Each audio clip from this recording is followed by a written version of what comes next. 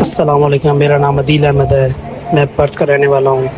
मेरे दो बच्चे हैं। एक मेरी बेटी थी आनिया अहमद जो 9 साल 2 महीने की थी। एक मेरा बेटा है जो ऑलमोस्ट 11 साल का है। हम पाकिस्तान आए हुए थे। हमने हज किया। हज की वापसी थी हमारी 10 जून इन द मॉर्निंग। हम घर आए, हम सो गए। उसके बाद हम शाम में अपने अंकल की तरफ जो कि मेरे फादर इन लॉ हैं वहाँ पे हम खाना खाने गए, विच इज़ अगेन 10 जून।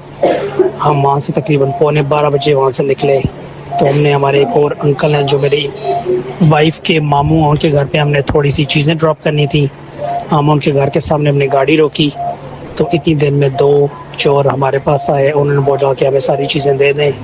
हमने उनके साथ कोऑपरेट किया। हम उनको सारी चीज़ें जो हमारे सामने थी वो हमने दी। अभी हम दे ही रहे थे उनको चीज़ें, उन्होंने कुछ चीज़ें हमसे ली।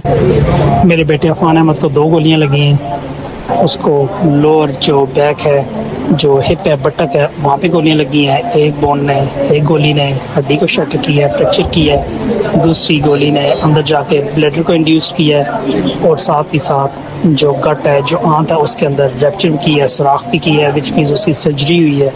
अभी वो डेंजर से बाहर है लेकिन प्रोलॉन्ग पीरियड है। अफान को अबाउट 40 मिल का होल है बटक के ऊपर और मेरे बाजू में भी अबाउट 30 से 40 मिल का होल है।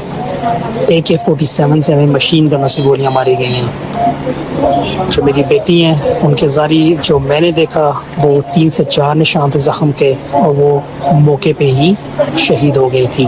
अस्पताल पहुंचने से पहले वो शहीद हो चुकी थी। आल दो पुलिस कह रही है कि वो हॉस्पिटल जाके शहीद हुई थी। नहीं, ये रॉन्ग है। वो ऑन द स्पॉट ही शहीद हो चुकी थी। हम जब घर आए उसके बाद जब मैंने गाड़ी वहाँ से चलाई भी तो CCTV वालों ने हमें फॉलो किया और लेकिन अल्लाह का लाख शुक्र था कि मैंने समहाउ 2 गोली लगी हुई गाड़ी चला ली। लेकिन उन्होंने हमारी गाड़ी पे इतनी फायरिंग की कि हमारी जो गाड़ी की ब्रेकें थी सारी फेल हो गई थी। बहुत ही ज़्यादा उन्होंने हम पे फायरिंग की है। उसके बाद हम घर आए। मैं अंकल के घर पे किया जो मेरे फादर इन लॉ हैं। उन्होंने वहाँ से हम वहाँ पे रैंडम बंदे तो उन्होंने हानिया को, मुझे, मेरी वाइफ को उन्होंने अस्पताल में छोड़ा और बाकी बाद में मेरा बेटा जो था वो बाद में आया था हॉस्पिटल में। ये सारी स्टोरी है। रही बात आपके क्वेश्चंस की कि गवर्नमेंट ने हमारी क्या हेल्प की है, तो गवर्नमेंट ने हमारी सो फार कोई हेल्प नहीं की है। हमारे जो DPO हैं उन्होंने 1-2 बार विज़िट किया हमें, लेकिन एट द सेम टाइम उनकी बिल्कुल ही ओपिनियन है कि वो हमारे जो CCTV वाले हैं उनको किसी तरह बचा लिया जाए। कभी वो पहले उन्होंने बोला कि कुछ है ही नहीं, अभी वो कह रहे हैं कि नहीं हम एक बंदे को चार्ज करेंगे। कभी वो कहते हैं कि हम सेक्शन 302 लगाएंगे, कभी कहते हैं 322 लगाएंगे।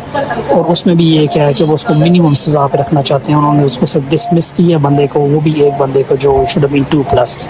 तो अभी तक ये